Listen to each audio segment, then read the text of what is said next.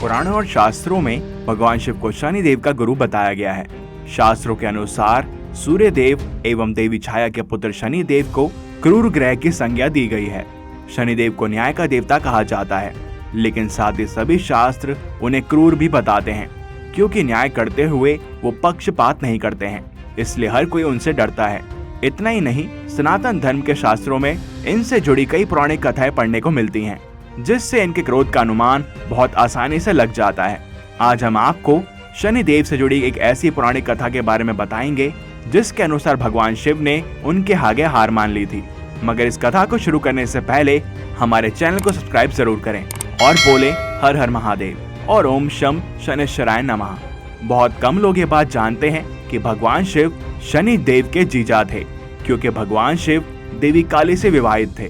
साथ ही शनि देव महादेव के वैराग्य के मार्ग को बहुत मानते थे। साथ ही शनि देव भगवान शिव को अपना गुरु भी मानते थे। बचपन से उन पर महादेव का बहुत प्रभाव हुआ था। जब वो अपनी माता छाया की कोख में थे तो उनकी माता निरंतर शिवलिंग की पूजा करती थी।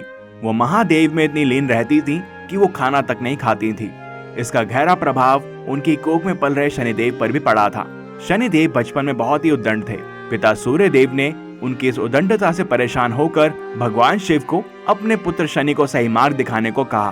भगवान शिव के लाख समझाने पर भी जब शनिदेव की उद्दंडता कम नहीं हुई, तब महादेव ने शनि को सबक सिखाने के लिए उन पर प्रहार किया, जिससे शनिदेव मूर्छित हो गए। पिता सूर्य देव की मिन्नत पर भगवान शिव ने शनिदेव की मूर्छा तोड़ी और उन्हें अपना शिष्य बना लिया और उन्होंने दंडाधिकारी का आशीर्वाद भी दिया। इस तरह शनिदेव न्यायाधीश के समान न्याय एवं दंड के कार्य में भगवान शिव का सहयोग करने लगे। एक समय की बात है कि शनिदेव भगवान शिव के धाम कैलाश पर पहुंचे।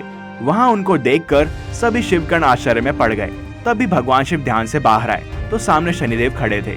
उन्होंने महादेव का अभिवादन किया और कहा कि हे प्रभु, मैं कल आपकी राशि में आने वाला हूँ। आप पर मेरी दृष्टि पड़ने वाली है। कालों के काल महाकाल ने उनसे पूछा कि आपकी कल किस समय तक वक्र दृष्टि उन पर रहने वाली है। शनिदेव ने कहा कि कल 1.25 प्रहर तक आप पर वक्र दृष्टि रहेगी। इतना कहकर शनिदेव वहां से चल दिए। अगले दिन प्रातःकाल महादेव ने सोचा कि आज मुझ पर शनिदेव की दृष्टि पड़ने वाली है, अतः मुझे ऐसा कुछ करना होगा कि आज के दिन शनि मुझे ना देख पाए। तब भगवान शिव कुछ सोचते हुए मृत्यु लोक अर्थात धरती पर प्रकट हुए तथा उन्होंने अपना भेष बदलकर एक हाथी का रूप धारण कर लिया। धरती पर पूरे दिन वे हाथी का रूप धारण करे धरती में इधर उधर विचरण करते रहे। जब शाम हुई तब भगवान शिव ने सोचा कि अब शनि मेरे ग्रह से जाने वाला है, अतः मुझे वास्तविक स्वरूप में आ जाना चाहिए। जिसके बाद भगवान शिव अपना वास्तविक रूप धारण कर कैलाश पर्वत पर लौट गए। जब महादेव शिव प्रसन्न मुद्रा में कैलाश पर्वत पर पहुंचे तो वहां पर पहले से ही मौजूद शनिदेव उनकी प्रतीक्षा कर रहे थे। शनिदेव को देखते ही महादेव बोले, हे शनिदेव, देखो तुम्हारी वक्त दृष्टि का मुझ पर कोई प्रभाव नहीं हुआ तथा आज मैं सारा दिन तुमसे सुरक्षित रहा हूँ। भगवान शिव की बातों को सुनकर शनिदेव मुस्कुराए और बोले, हे प्रभु, मेरी दृष्टि से ना तो कोई देव बच पाया है और ना ही कोई दानव। यहाँ तक कि आप पर भी आज पूरे दिन मेरी वक्र दृष्टि का प्रभाव रहा है। जिसके बाद भगवान शिव आश्चर्य में शनिदेव से पूछते हैं कि आखिर ये कैसे संभव हुआ। इस पर शनिदेव महादेव से बोले, प्रभु, मेरी वक्र दृष्टि के कारण ही आपको आज सारे दिन देव योनि से पशु योनि में जाना पड़ा और इस प्रकार आप मेरी वक्र दृष्टि के पात्र बने। यह सुनकर भगवान शिव ने शनिदेव से प्रसन्न होकर उन्हें गले से लगा लिया तथा पूरे कैलाश पर्वत में शनिदेव का जयकारा गूंजने लगा। इसको लेकर एक कथा और भी है। इस कथा में यह वर्णित है कि सूर्य पुत्र शनि ने अपने पिताश्री के खिलाफ जाते हुए बहुत सारे ग्रहों को जब्त कर लिया था। फिर सूर्य देव भगवान शंकर के पास गए और उनसे अपने पुत्र को रोकने की प्रार्थना की। महादेव ने बहुत से योद्धाओं को शनिदेव से लड़ने के लिए भेजा, लेकिन शनिदेव ने सभी को परास्त कर दिया। फिर भगवान शंकर को खुद ही शनिदेव से युद्ध करना पड़ा और शनिदेव ने अपनी दृष्टि भगवान शिव पर डालने की कोशिश की, लेकिन महादेव ने अपना तीसरा नेत्र खोल शनिदेव और उनके सभी ग्रहों को नष्ट कर दिया। लेकिन चाहे कितना भी भाग लो शनि, परंतु मुझसे बच नहीं सकते। लेकिन सूर्य देव के गुहार पर भगवान शंकर ने फिर शनिदेव के प्राण बख्श दिए और उन्हें पीपल के पेड़ से 19 साल तक उल्टा लटका दिया। इसीलिए कहा जाता है कि शनिदेव की महादशा भी मनुष्य के जीवन में 19 साल की होती है। इन 19 वर्षों में शनिदेव ने भोलेनाथ की घोर तपस्या की। भोलेनाथ ने इस कठोर तपस्या से प्रसन्न होकर शनिदेव को बख्शा और उन्हें न्याय करने की उपाधि दे दी और साथ ही उन्हें अपने शिष्य के रूप में भी स्वीकार कर लिया।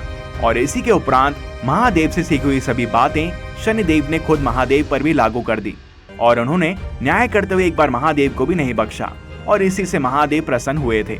तो इस कथा से हमें यह संदेश मिलता है कि शनिदेव की दृष्टि से इस संसार में कोई भी नहीं बच पाता है और सृष्टि का संतुलन बनाने के लिए शनिदेव अनिवार्य हैं, क्योंकि वो बिना पक्षपात के न्याय करते हैं।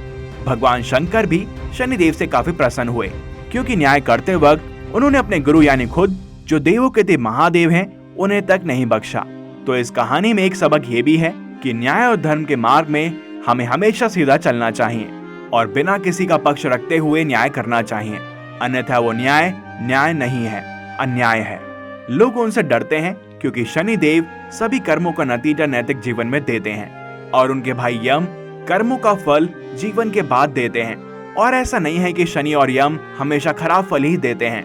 अगर कर्म अच्छे हों तो शनिदेव रंग को भी राजा बना देते हैं और बहुत अच्छे फल देते हैं, लेकिन वहीं अगर खराब कर्म हो तो शनिदेव की दृष्टि सब कुछ अनैतिक खत्म कर देती है। और शनिदेव से घबराना नहीं चाहिए, क्योंकि शनि हमसे सभी गलत भावनाएं जैसे कि अभिमान और द्वेष को दूर करते हैं। शनि हमें शुद्ध करते हैं और जिंदगी के कठिन सत्यों से सामना करवाते हैं। जब भगवान शिव भी शनि से नहीं बच पाए तो कौन बचेगा। और भगवान शिव भी शनि के प्रकोप को समझे, तो हमें भी समझना चाहिए और अभिमान में आकर कोई भी कुकर्म नहीं करना चाहिए, क्योंकि शनिदेव आएंगे जरूर। और अगर आपके काम अच्छे हुए तो आपको निश्चित रूप से बहुत आगे लेकर जाएंगे। सच्चे मन से शनिदेव का मंत्र ओम शम शनिश्चराय नमः को 108 बार जपें और अपने कर्म अच्छे रखें, इससे शनिदेव जरूर प्रसन्न होंगे। इस वीडियो में इतना ही। अगर आपको वीडियो पसंद आई हो तो इसे लाइक करें, शेयर करें और हाँ, हमारे चैनल को सब्सक्राइब करना ना भूलें और बोलें हर हर महादेव।